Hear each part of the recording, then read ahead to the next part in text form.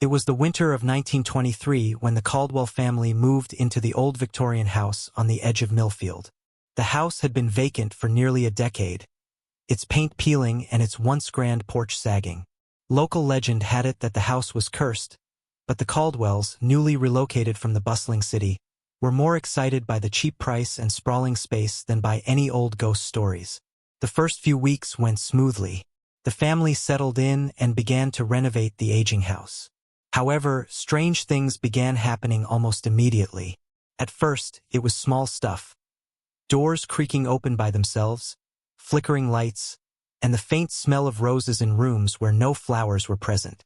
Mrs. Caldwell, an avid skeptic, chalked it up to the house settling and old wiring. Then came the whistling. It started late at night, a soft, eerie melody wafting through the hallways. At first, it seemed to be a trick of the wind, but the tune was unmistakably human. Mr. Caldwell, a man of practical nature, searched the house for a source but found nothing. He checked the old pipes and even the attic, which was empty but for a few dusty trunks. One evening, while the family was gathered around the fireplace, little Emma Caldwell, who was only 7, asked her mother about the man in the attic. "He's always whistling," she said, her voice barely above a whisper. Mrs. Caldwell laughed it off, attributing it to a child's imagination, but her husband looked uneasy. The following night, the whistling was louder and more persistent. It seemed to come from directly above their bedroom. Mr. Caldwell decided to investigate once more. With a lantern in hand, he climbed up to the attic, each step on the creaky stairs echoing in the silence. When he reached the attic, he found it empty, save for the old trunks and a large, ornate mirror covered with a sheet.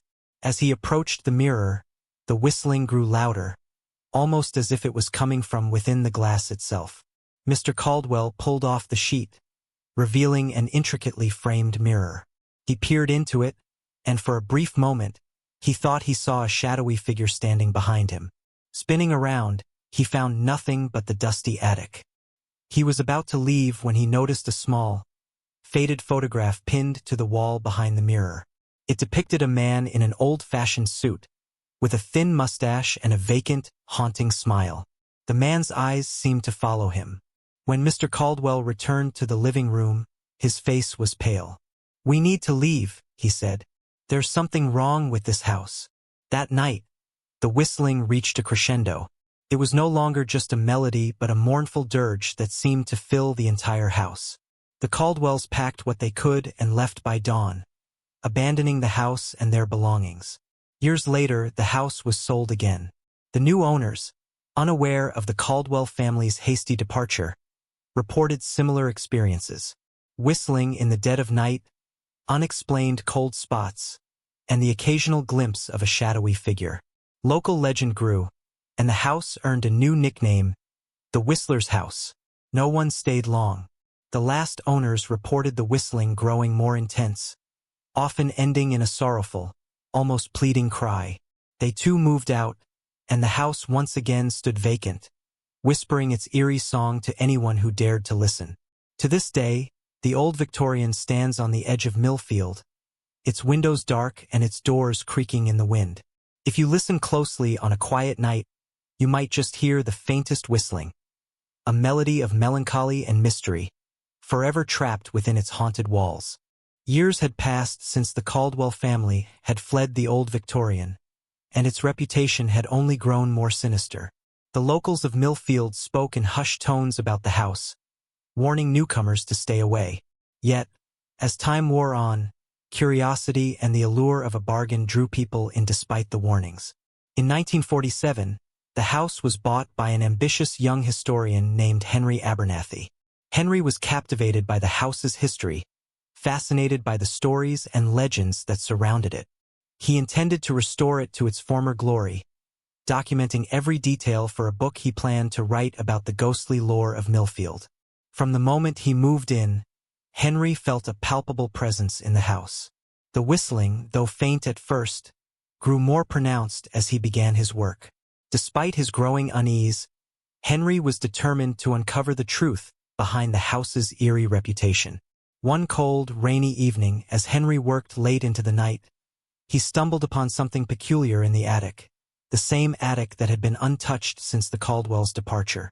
The old mirror, still covered with the same sheet, now seemed to radiate a strange energy. The photograph of the shadowy man was still pinned behind it. As he examined the photograph more closely, Henry noticed something new. A name written in delicate script along the bottom of the frame, Thomas Whitaker. His curiosity piqued. Henry set out to uncover more about Thomas Whitaker, the man in the photograph. Henry's research revealed that Thomas Whitaker had been the original owner of the house in the early 1900s. Whitaker was a reclusive man who had a reputation for being eccentric. According to old newspapers, he had vanished mysteriously one winter night, leaving behind a mansion in disarray.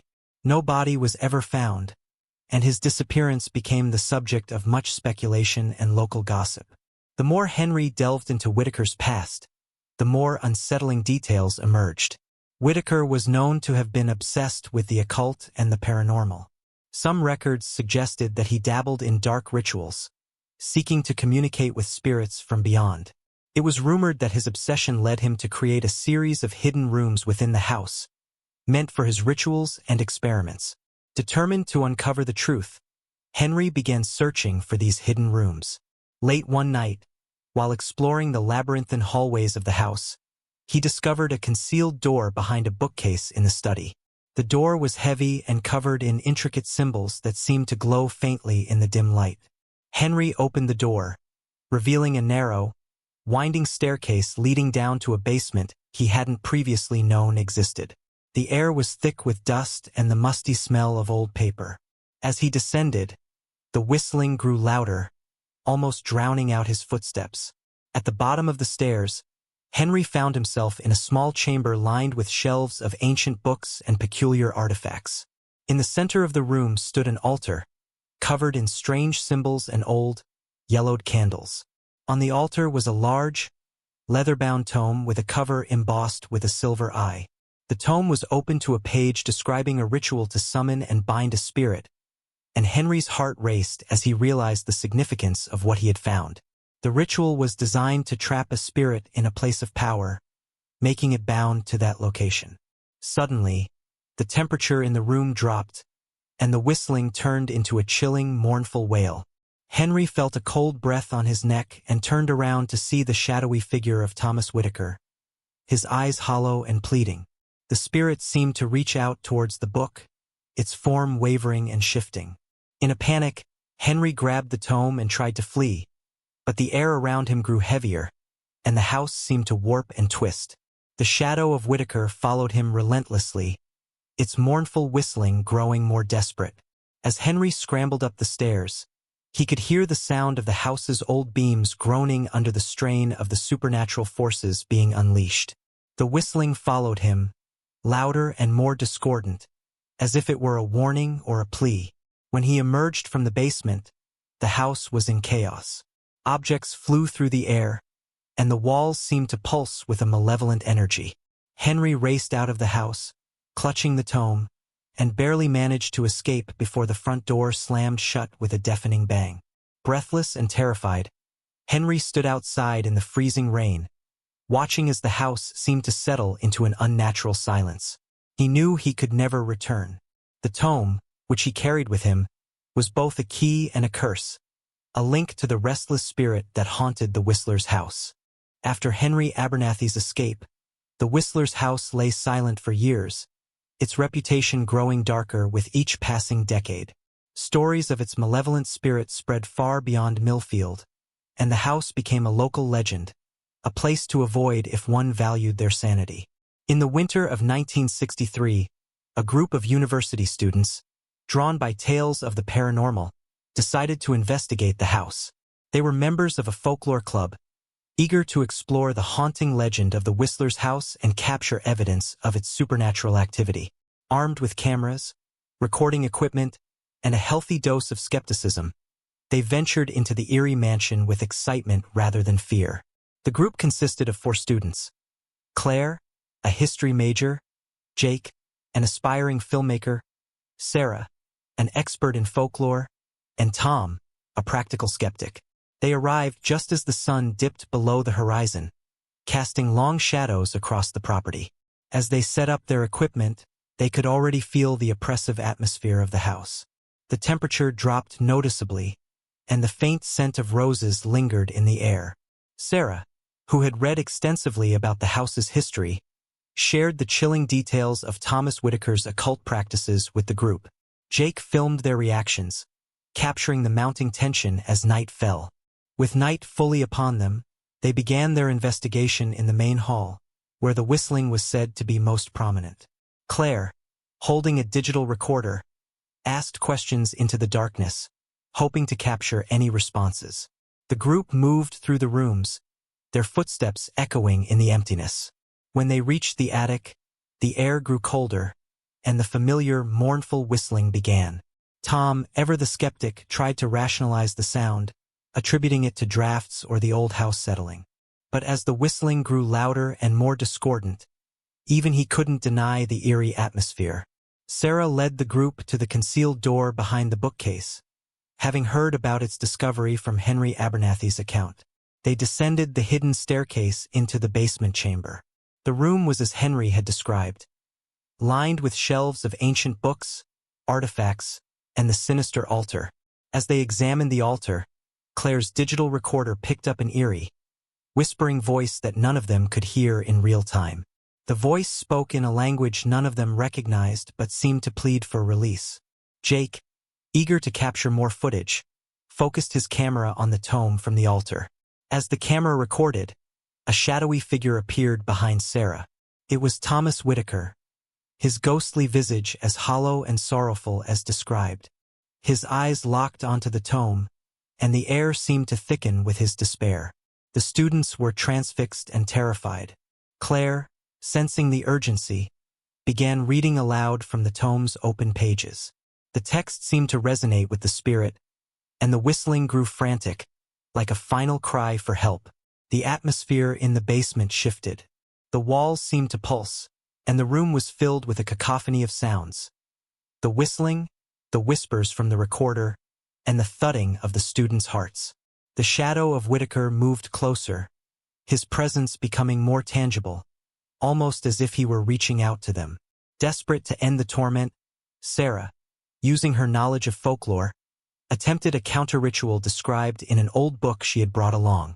She drew symbols on the floor, chanted protective incantations, and used sage to cleanse the space.